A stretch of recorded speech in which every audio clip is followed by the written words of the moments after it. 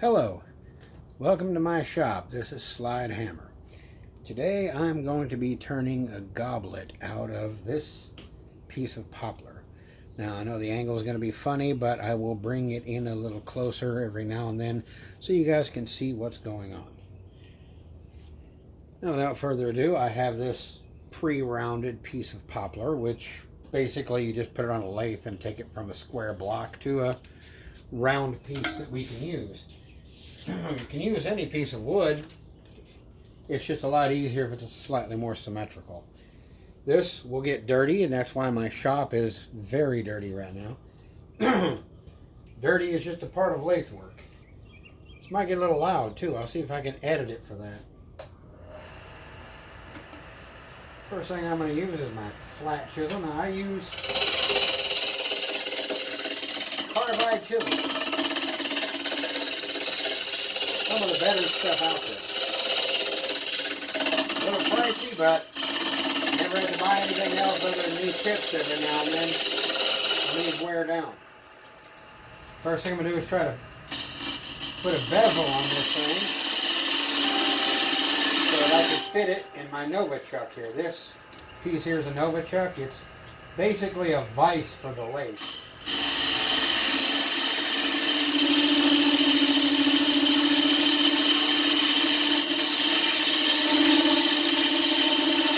It allows me to hold it from one side.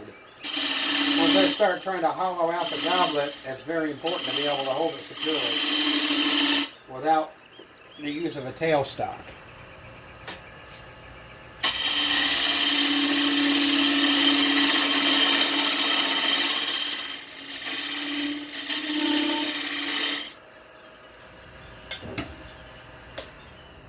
Alright, bezel is complete.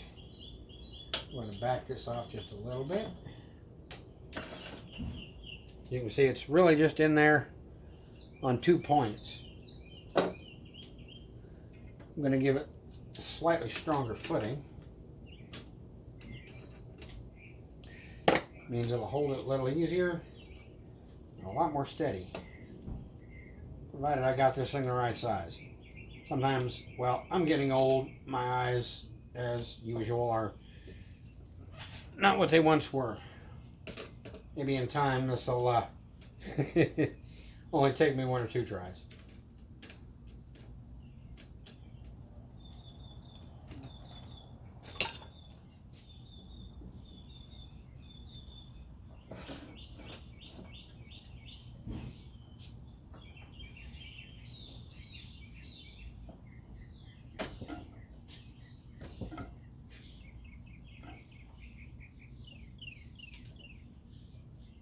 Always tighten everything up, as safe as possible.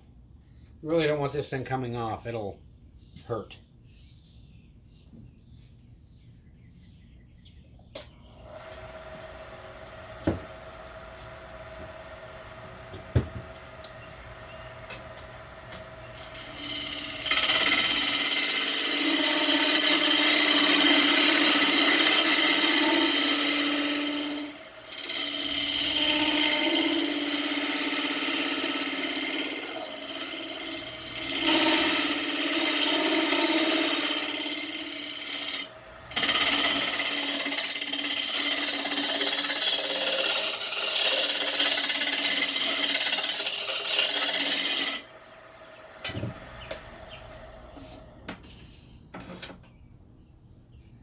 Here we go, take 2.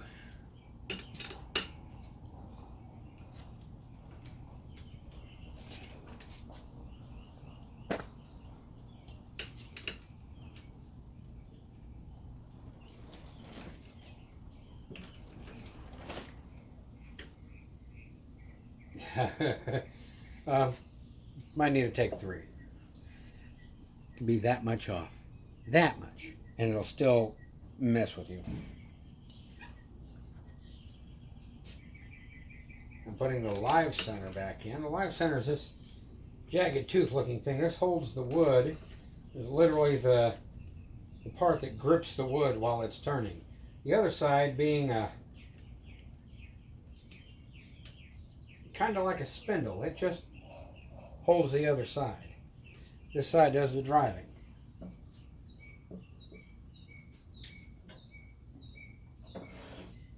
skip the explanation, as most likely a bunch of you guys are probably not ever going to want to turn wood on your own. But it helps keep the thought processes clear. Well, for me it does anyway.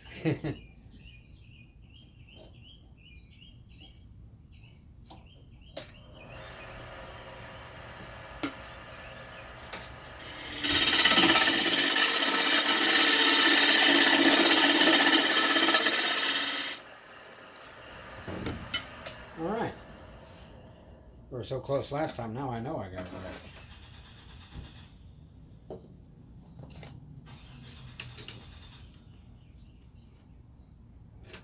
Alright, drive center is out.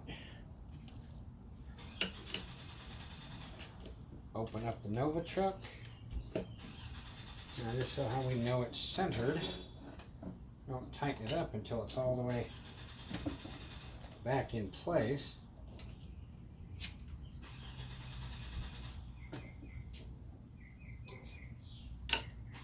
Then we lock it down. Now this is reverse thread, it's left-handed thread.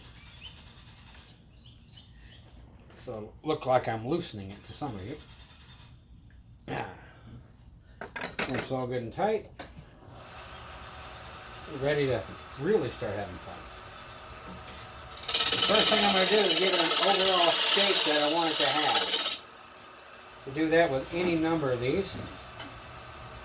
We have the point, we have the square that I've been using, and we have a round chisel. This is really good for roughing.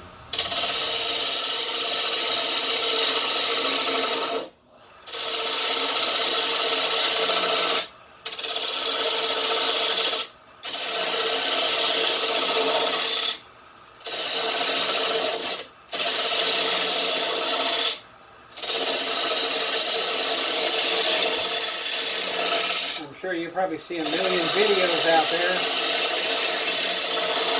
I'll show you 1,000 different ways that other people do this. I say find a way that works for you, like I did for me, and make it work for you. I like to get a general shape first. Give me an idea of what I'm working with before I start the hard thing.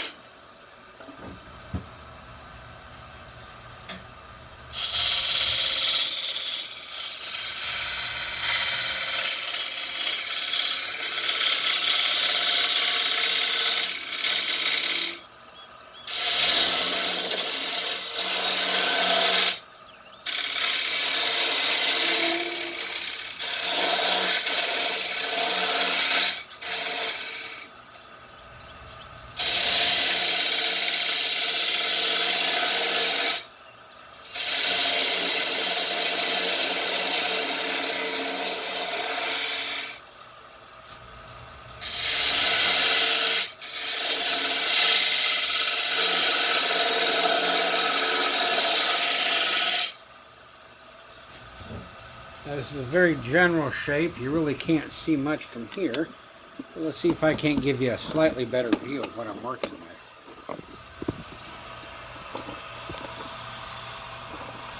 As you can see, it's already taken the goblet shape. Now, before I start hollowing this out, I cannot take this all the way down to full size. I can't take it down to the final thickness, because otherwise it makes it too fragile when it's spinning. It takes a lot of torque once I start working on this edge, and we don't want this spindle part here to break.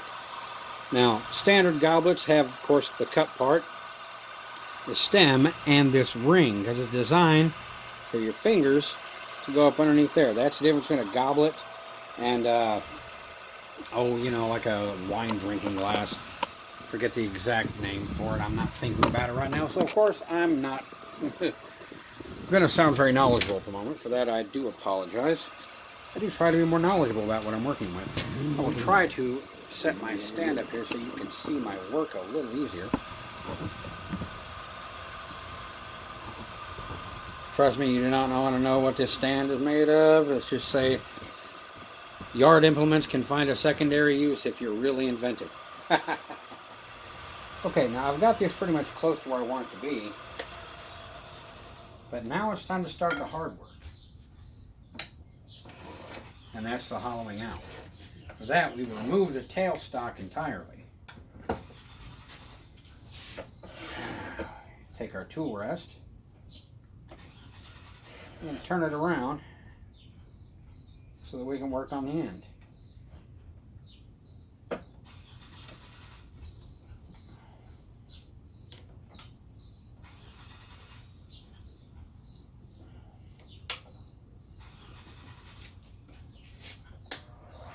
Now, it's only supported from one end, this end right here. This might be a little easier to see from the other side. Let me move my apparatus here and see if I can give you guys a slightly better view. Now, pardon, my shop is a mess. I do a lot of turning out here. So, consequentially, it is, well, a mess.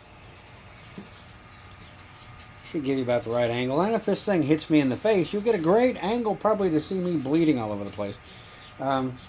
Hasn't happened yet, but, you know, we'll see what we can do.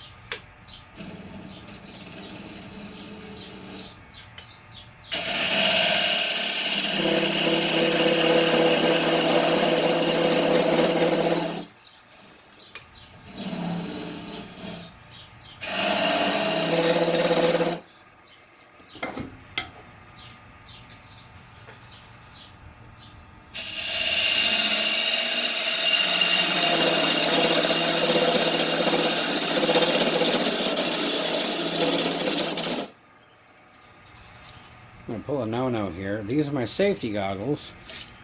I'm pulling them off in favor of my actual glasses. Helps when you can see what you're doing better.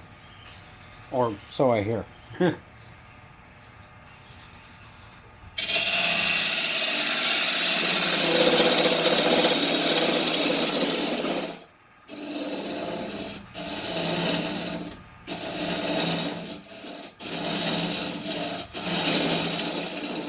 Is not the most efficient of the pieces you can use. However, it is one of the more stable ones.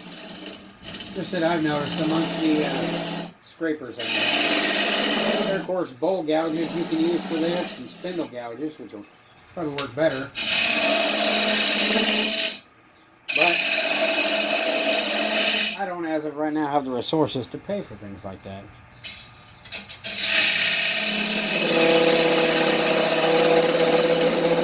These I got quite some time back. So I'm making use of what I already had.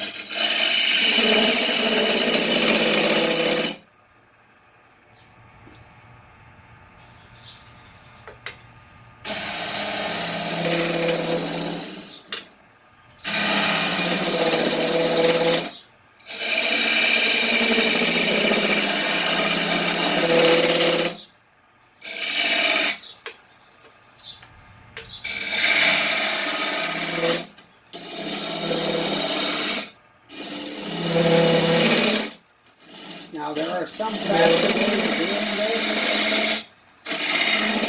do it with a Jacobs chuck, but it makes for a lot of smoke. Bits get hot. Unless I really have to, I prefer to do it the old-fashioned way like this.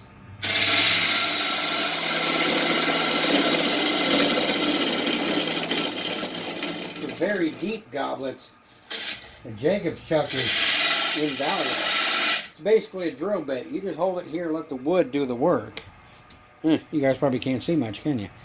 Let's alter our angle just a little. Let's see if that helps.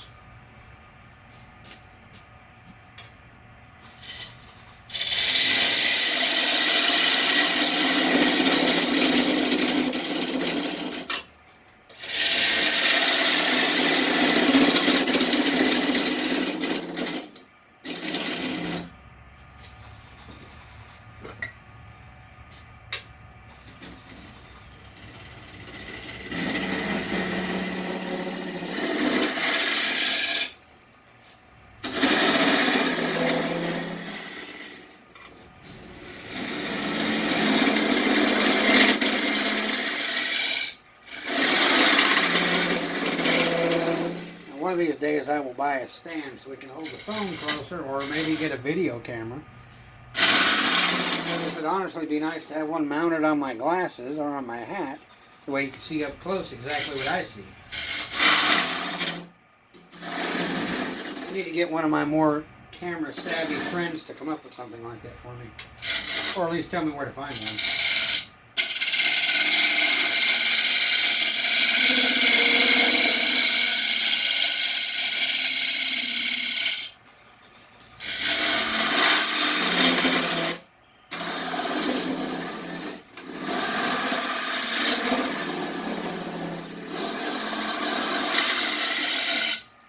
The other thing that's important to do is check for depth. We have quite a long ways to go so far. You don't want to go too far. You don't want the inside of the cup deeper than the outside. It flies apart.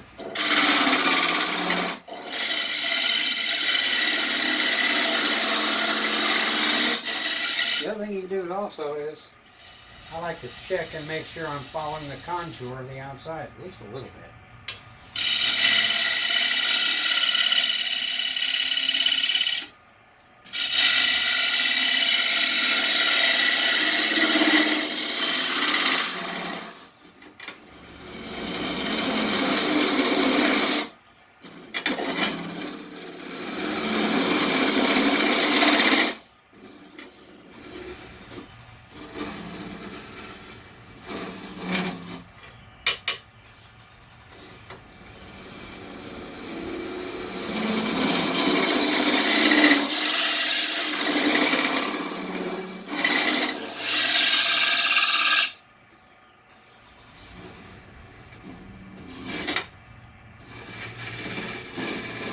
The further this goes in, the less control you have.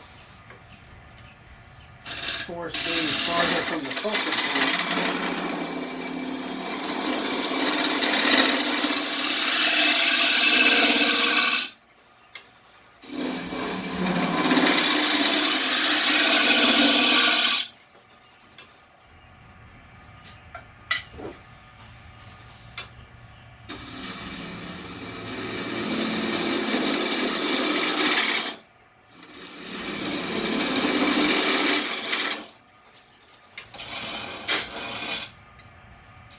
Here we are.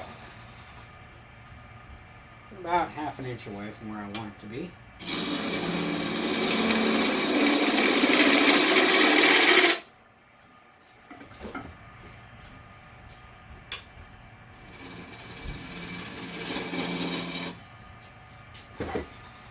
Now this part with the round one always creates the most torque. I use a square and use one of the edges of the square and then the point of the point. So all the force is on a single point. This spreads it all out, so more force on a wider area, meaning more torque, more chance for the wood to pop off. Careful.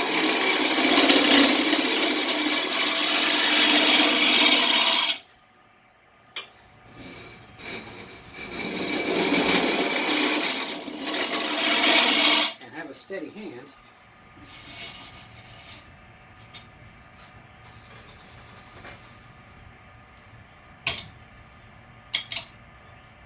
You can go a little deeper.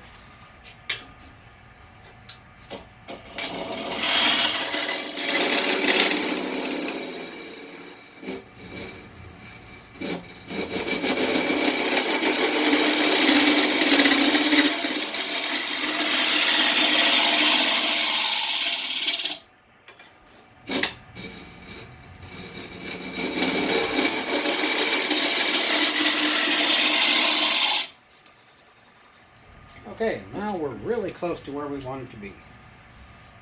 Let's give you a look at it. As you can see, it's actually starting to look more like a goblet now. And I'm going to move the camera once again. I apologize for this, but my camera stand is rather unconventional. Once we get up close to where we want to be, a lot of the rest is done. It's just a fine tuning. As you can see, also, don't do this unless you love sawdust or have a use for it, because you will make a lot. It's half the fun. Where I come from, they have another name for it. It's called man glitter. I think it's kind of hilarious, actually.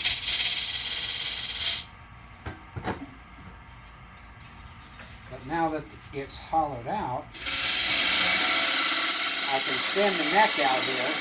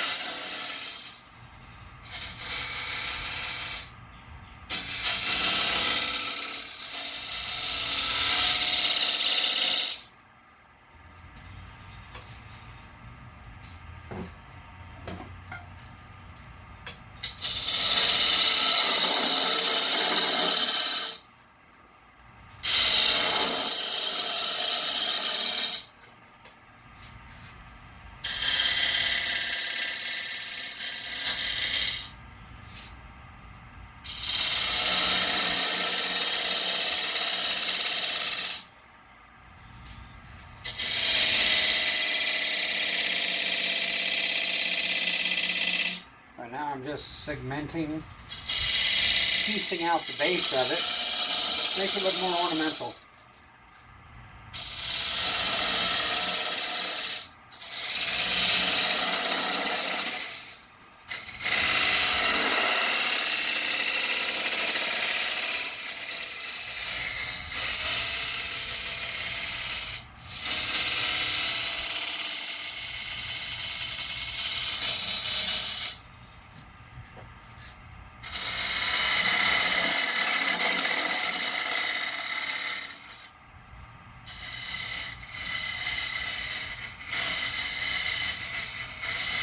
This is the patience part.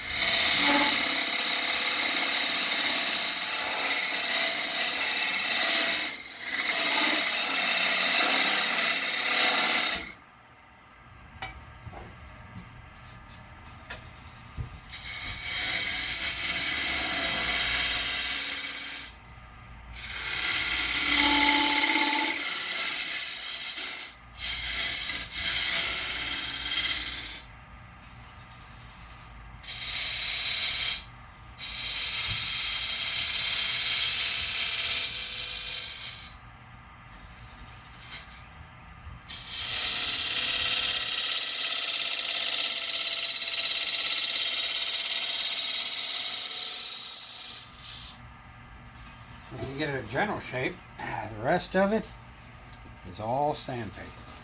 Let's see if I can find some good sandpaper over here.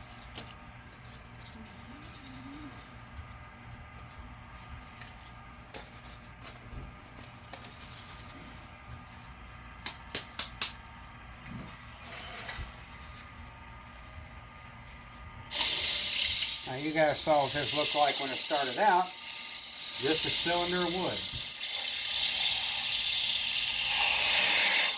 With a little skill and some patience, you can turn it into something a little better.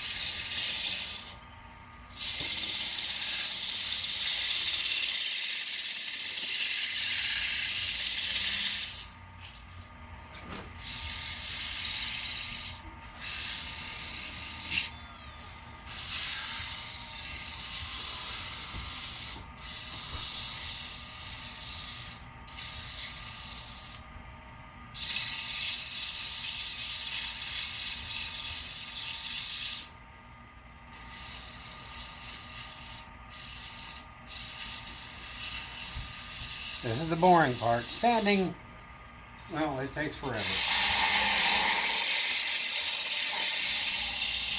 But it turns the rough wood into something slightly more palatable. Definitely easier to use, easier to stain and finish. Now on the inside of these, at a later date, I will put a two-part epoxy that once it's dried and completely cured, makes the inside safe to put anything you want. It will not soak into the wood, and nothing in the wood can soak into what you're drinking. Best way to be safe. There's a lot of different choices to make.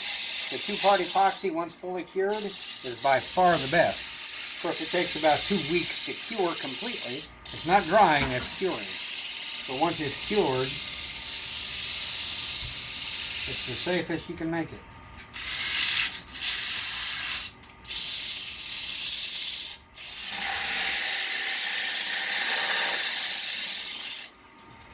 All right, now I'll show you guys exactly what I'm looking at.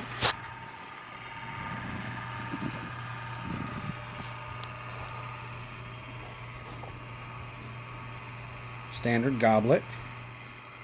Let's turn it off, see how it looks. Now this is only with 100 grit sandpaper.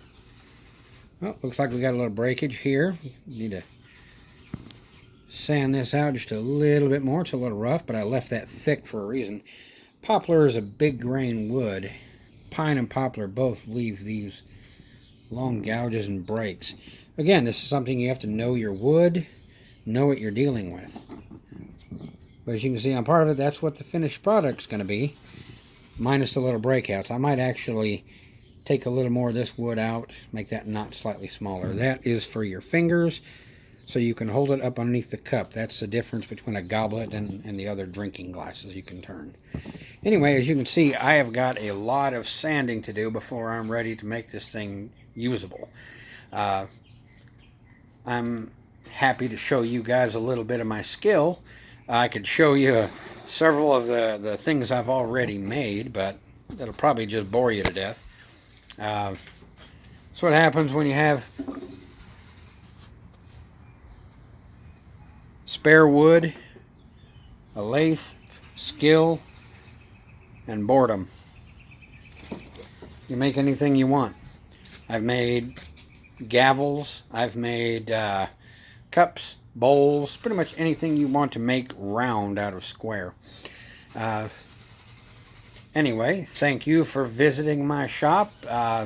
Like and subscribe if you care to. This is Slide Hammer signing off.